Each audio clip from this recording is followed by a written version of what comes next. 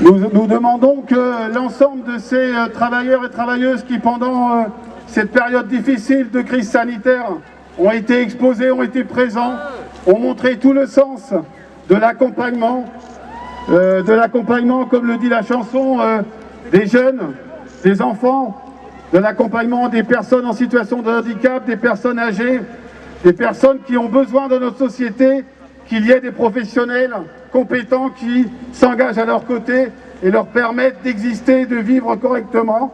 C'est vous, ce sont vos collègues, et il faut à tout prix une reconnaissance salariale. Et nous, on est là, nous ne lâcherons pas. Bonjour, donc je suis Guy Capiémont, je suis éducateur sportif spécialisé auprès d'enfants et d'adolescents handicapés mentaux. Je proviens de l'ACAIS, qui est une association sur la région cherbourgeoise qui regroupe 400 salariés pour 850 personnes en situation de handicap mental. Bonjour, je suis Patricia, je suis TICF, technicienne de l'intervention sociale et familiale depuis 30 ans à peu près. Je viens d'une association ADESA domicile Manche, donc dans la Manche. Je travaille comme éducateur depuis 25 ans à la Fondation La Vie au Grand Air, à Sens, dans Lyon. Donc Emmanuel Pereira, je suis moniteur éducateur à l'IME de Tonnerre dans Lyon.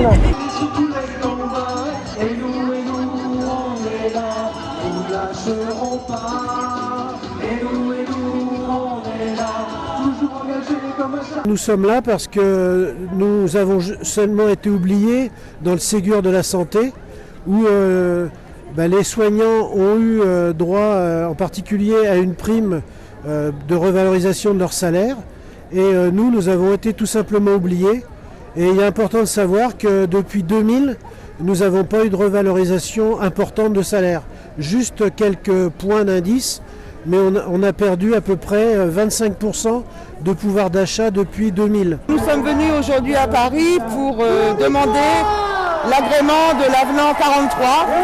Cet avenant 43, c'est une revalorisation des salaires, les classifications pour remettre un petit peu d'aplomb, parce qu'on sait qu'on a des collègues qui débutent dans la profession.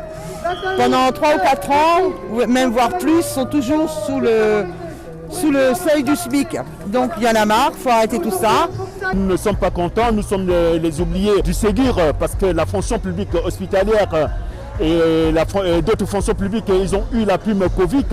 Pourtant, nous, les éducateurs spécialisés, nous étions sur le pont pendant toute la période du confinement.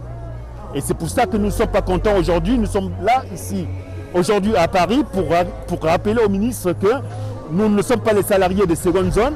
Nous avons fait le même travail, nous demandons le même traitement. Donc je voulais dire que je soutiens le public, mais moi je fais aussi partie de la fonction publique hospitalière, au même titre que les autres personnes qui ont eu l'augmentation avec le Ségur. Le médico-social n'en fait pas partie, et ça a vraiment ghettoisé, je veux dire, notre secteur. L'augmentation représente quand même 49 points d'indice.